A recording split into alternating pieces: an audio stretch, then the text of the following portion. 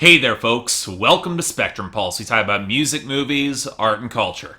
And today, we're finally going to be talking about the newest album from Mark Chesnutt called Tradition Lives. But first, let's go back about 30 years in country music. And one could make the argument around that point it was bleak indeed. Country had never sounded so polished and sterile, plainly trying to play for pop radio instead of doubling down on what made the genre good in the first place. Gee, does that sound familiar? But what was about to change with the rise of what would become one of the biggest and most celebrated movements in country music, the Neo-Traditional sound. Led initially by George Strait and country pop defector Reba McEntire in the mid-80s, by the late 80s it would explode thanks to a burst of terrific talent that was seldom seen before in the genre. In 1989 alone, we have the debut albums from Clint Black, Travis Tritt, Mary Chapin Carpenter, Garth Brooks, and Alan Jackson. And these weren't just bursts of talent from the indie scene, they were hit makers and tremendously popular, pushing one of my favorite genres with the neo-traditional sound into a creative boom that would last for nearly 10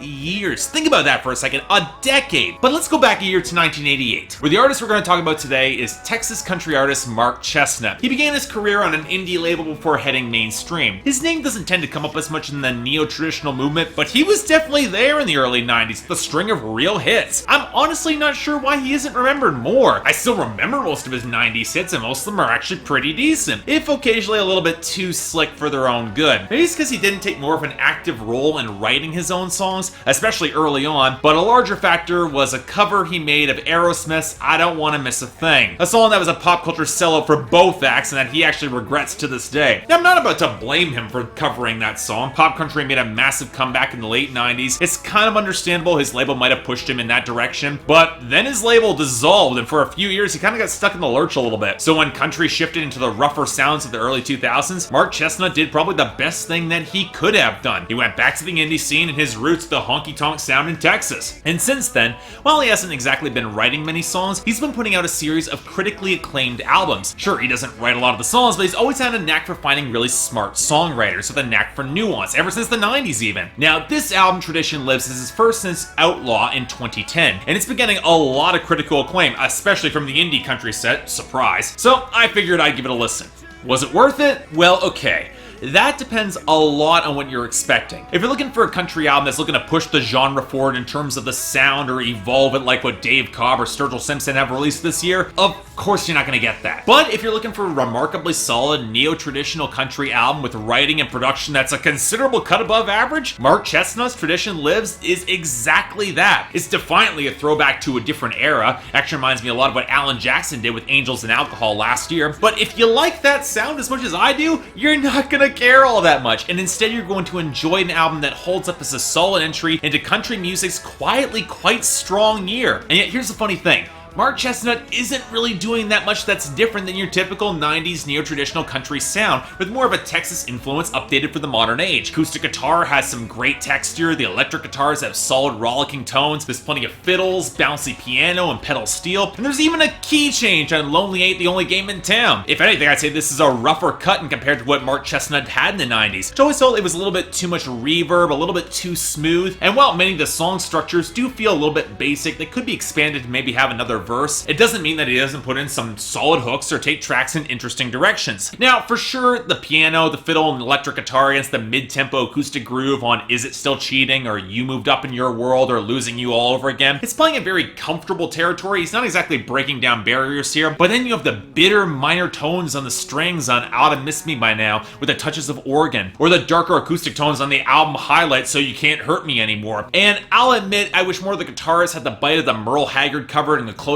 There Won't Be Another Now, but Mark Chesnutt's never played for a harsher sound, and you know what, that's fine by me. I do, however, think this album could have afforded to take a few more chances in the instrumentation and production. In comparison with some of the hooks, the solos can feel a little bit abbreviated, or the production not quite tilting enough into the atmosphere to intensify the melancholy or anger or the heavier emotions. It could have gone a little bit more atmospheric and pushed the production a little bit harder, and I wouldn't have cared. But then again, that might actually be kind of the point, especially when you consider Mark Chesnutt as a singer. Now, for me, me, he's always reminded me a little bit of George Strait and Alan Jackson, with a bit of a thicker accent and smoother tone. But what impressed me about this album is how expressive he was as a singer. You didn't always pick up on it and how slick some of the vocal production was on his 90s albums, but here it's actually quite welcome, along with backing vocals that never feel overdone or synthetic and actually match with his vocal tone quite well. And let me stress how important this is, because there are entire songs on this album where the emotional subtext is carried entirely by Mark Chesnutt's performance, not the text of the song itself. And that's incredibly difficult to pull off well without sounding ham-fisted, but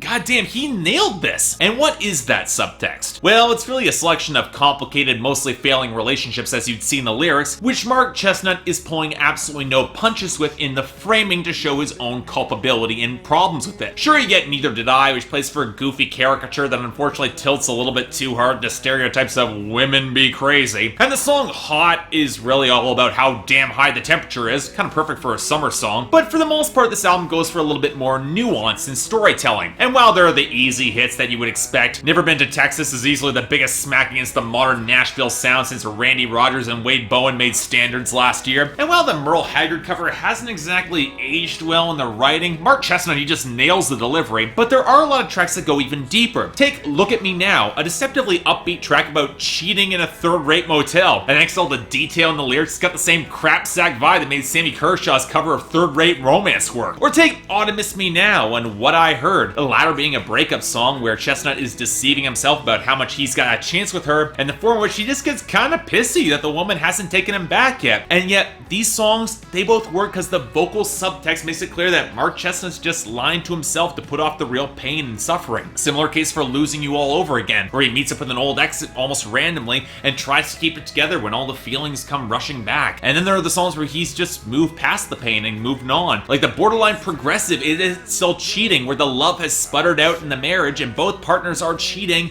and they know it. I wouldn't quite call it an endorsement of open marriages, but it's got an air of melancholic, straightforward reality to it that I actually kind of admire. Similar case to meeting an old ex coming back to Texas after a star faded in Nashville with You Moved Up in Your World. I still think that there's a hope in his delivery that something could happen, but Mark Chesnutt also seems content with just being back in this person's life, even if it is just as a friend. And then there's So You Can't Hurt Me Anymore, which might seem like a breakup song until you start digging between the lines and discover one of the most well-conceived songs about alcoholism I've heard in a long time. Real gut punch of a track, did not see it coming, and it's easily one of the best songs here. But really, this entire album is great. And no, not just because I would take this over the standard Nashville sound any day of the week. Sure, I got a natural predilection to the sound, I grew up with it. But the writing and performance is what makes Tradition Lives something really special for me. I'm thinking a light 8 out of 10 and most certainly a recommendation, especially if you're a fan of neo-traditional country music. But you know what, even if you're not, check this out anyway. This is a veteran sounding as good as he ever has, and over 25 years in, I can't fault him for that.